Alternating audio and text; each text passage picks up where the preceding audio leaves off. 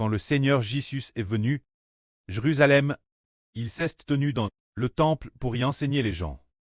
Ce moment-là, les principaux sacrificateurs, les scribes et les anciens s'approchent et dirent au Seigneur, dis-nous, par quelle autorité tu fais ces choses, et qui t'a donné cette autorité pour enseigner? Qui t'a donné l'autorité de venir enseigner dans le temple? Le Seigneur leur dit, je vous poserai aussi une question. Si vous me répondez, je vous dirai, par quelle autorité je fais ces choses?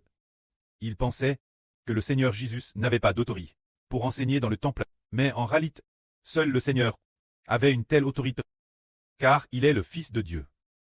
Pourtant, les principaux sacrificateurs, les scribes, se trouvent, et les anciens, en principe, ce devaient être les principaux sacrificateurs, les scribes, et les anciens, qui avaient l'autorité d'enseigner le peuple. Mais maintenant, le Seigneur est venu au temple pour enseigner le peuple. Alors le Seigneur leur demanda, si vous me le dites, je vous dirai, par quelle autorité je fais ces choses? Le baptême de Jean, d'où venait-il? Le Seigneur demanda si le baptême de Jean venait de quelque part. Alors, le Seigneur voulait leur faire comprendre que le témoignage de Jean, le baptême de Jean, et le fait que Jean baptisait les gens, était elle pour témoigner de celui qui venait après Jean, le Messie, le Christ. Mais les principaux sacrificateurs de l'époque, ils ne savaient pas trop comment répondre. Le Seigneur dit, le baptême de Jean, d'où venait-il? Venait-il du ciel de Dieu ou de la terre? Comme tout le monde à l'époque savait que Jean était un prophète, ses principaux sacrificateurs n'osaient pas dire que cela venait de la terre, car Jean venait vraiment du ciel, et tout le peuple le considérait comme un prophète. Alors s'ils disaient du ciel, le baptême de Jean venant du ciel, ils se disaient que Jésus dirait, si vraiment nous disons que le baptême de Jean venait du ciel, alors Jésus pourrait dire, pourquoi donc ne l'avez-vous pas cru? Jean a pourtant témoigne pour moi, mais si nous disons, le baptême de Jean venait de la terre, le peuple nous lapidera. Ils répondirent donc, nous ne savons pas d'où venait le baptême de Jean, et le Seigneur leur répondit, moi non plus je ne vous dirai pas, par quelle autorité je fais ces choses. Ainsi le Seigneur ne leur dit rien. Le Seigneur voulait leur faire comprendre, le baptême de Jean vient du ciel, Jean, pour moi, a rendu témoignage Jésus-Christ.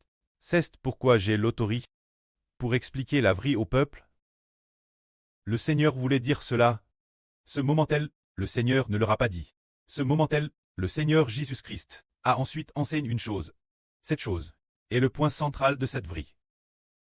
Le Seigneur a dit, une parabole, le Seigneur a dit, et a demandé aux Juifs de l'époque, aux principaux sacrificateurs et aux pharisiens, ceux qui auraient de traits pour le peuple, les guides du peuple, ceux qui étaient les chefs, le Seigneur a dit, qu'en pensez-vous? Un homme avait 2 fils. Alors cet homme dit son fils en, mon fils, va aujourd'hui travailler dans la vigne. Le fils en répondit, je ne veux pas y aller, mais plus tard. Le fils en s'est repenti, et il est allé travailler dans la vigne. Alors cet homme s'adressa à son autre fils et dit, mon fils, va aujourd'hui travailler dans la vigne. Le second répondit, d'accord, j'irai. Bien que le second ait répondu favorablement, pourtant, il n'a pas voulu y aller. Lequel des deux, de ses 2 fils, est celui qui a fait la volonté de son preux?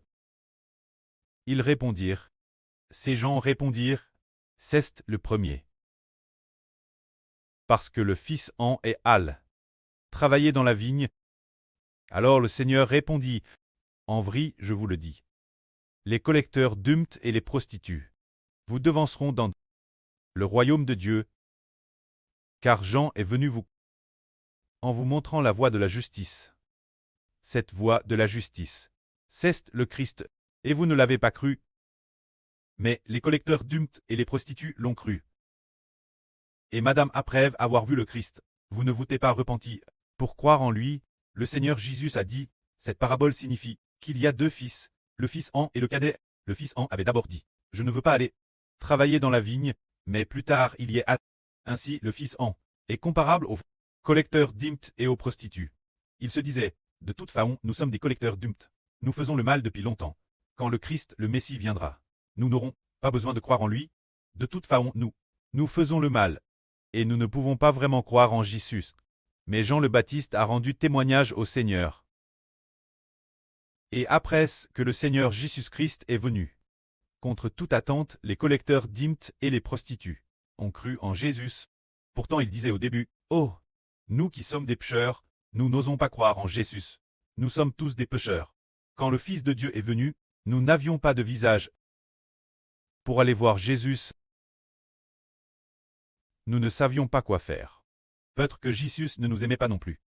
Mais après la venue du Seigneur Jésus, ce sont au contraire ces personnels qui ont accueilli Jésus. Pourtant l'origine, ceux qui auraient d'accueillir Jésus. Quant au fils cadet, ces gens-elles disaient, quand le Christ Messie viendra,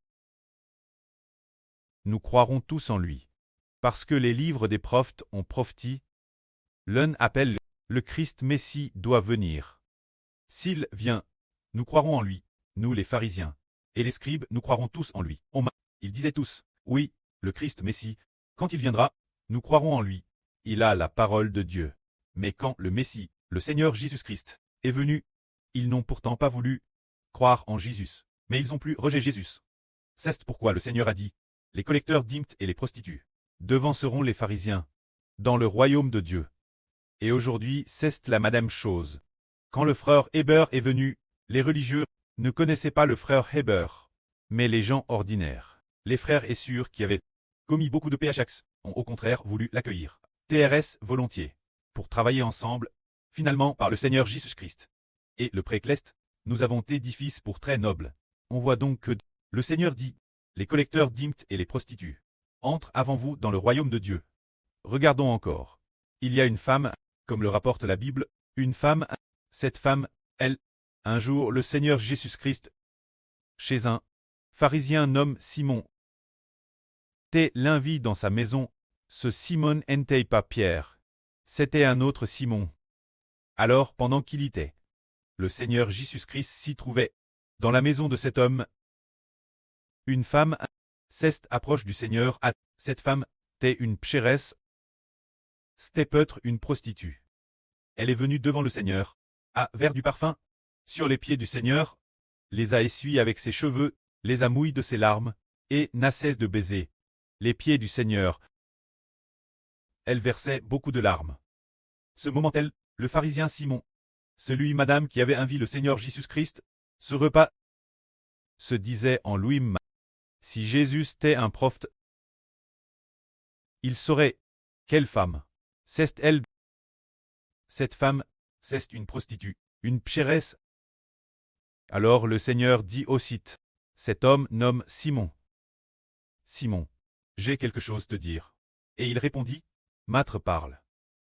Alors le Seigneur lui dit, 2 personnes devaient de l'argent à un créancier, l'une devait 500 deniers, l'autre 50.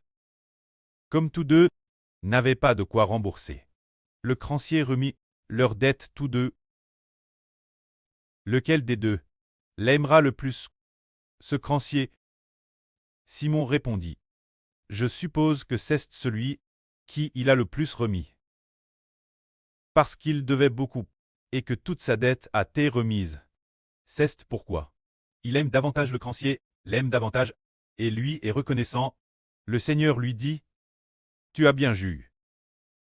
Vois-tu cette femme? Je suis dans ta maison. Tu ne m'as pas donné d'eau pour mes pieds. Mais elle, cette femme, a mouillé mes pieds de ses larmes et les a essuyés avec ses cheveux. Tu ne m'as pas versé d'huile sur la tête, mais elle a versé du parfum sur mes pieds. Tu ne m'as pas donné de baiser, mais elle n'a cesse de me baiser les pieds. Bien qu'elle ait commis beaucoup de péchés, tous ces péchés ont été pardonnés, car elle a beaucoup aimé. Mais celui qui en pardonne peu, aime peu. Alors, le Seigneur dit à la femme, mon enfant, va en paix. Ta foi t'a sauvé. Ta foi a fait que tes péchés sont pardonnés. Alors cette femme a cessé de pleurer. Elle t'est en paix. Et son cœur a été console. Elle savait que tous ces PHAs, guerres au Rédempteur Jésus, te pardonne. Alors aujourd'hui nous disons, le Seigneur Jésus-Christ dit, que les prostituées perséderont les pharisiens, dans le royaume de Dieu. Pour quelle raison? C'est parce que, ils ont accueilli, le Rédempteur Jésus, car le Seigneur Jésus est venu dans le monde, pour sauver les justes, ou pour sauver les pécheurs. C'est pour sauver les pécheurs. Mais dans ce monde, y a-t-il des justes? Pas un seul. Du point de vue du péché, il n'y a pas de juste, pas madame un seul. Le Fils de Dieu s'est fait homme. Précisément pour sauver les pécheurs. Le Fils du Pré-Cleste, le Pré a envoyé son propre Fils, parmi les hommes, précisément pour sauver le monde, pour délivrer les hommes du péché, pour qu'ils ne soient plus esclaves du péché, mais qu'ils deviennent une nouvelle création. Pourtant, quelles personnes sont au contraire rachetées et deviennent une nouvelle création? C'est merveilleux. Ce sont ceux qui ont un cœur humble et qui accueillent le Seigneur Jésus-Christ. Pourtant, ceux qui disent « Je suis sans péché, je n'ai pas de péché, je ne suis pas du tout un pécheur » ne sont pas sauvés. Mais ceux qui réalisent qu'ils sont pécheurs, vers des larmes, un cœur reconnaissant, ceux qui acceptent le Seigneur, ont plus obtenu la miséricorde du Seigneur. Une grande grâce, le Seigneur a dit, plus on lui doit, plus on aime. Se dire toujours conscient que l'on est le premier des pécheurs, aime d'autant plus le Seigneur. Ils disent, le Seigneur a dit, pardonne mon péché. J'ai commis un si grand péché. Le Seigneur me la pardonne. Ainsi ils aiment beaucoup le Seigneur. Et le Seigneur a vraiment été crucifié. Nos péchés sont aussi vraiment pardonnés. Et nous recevons le Saint-Esprit pour recevoir une vie nouvelle, ce qui montre que Dieu nous a acceptés par le Seigneur Jésus-Christ, crucifié et mis-mort.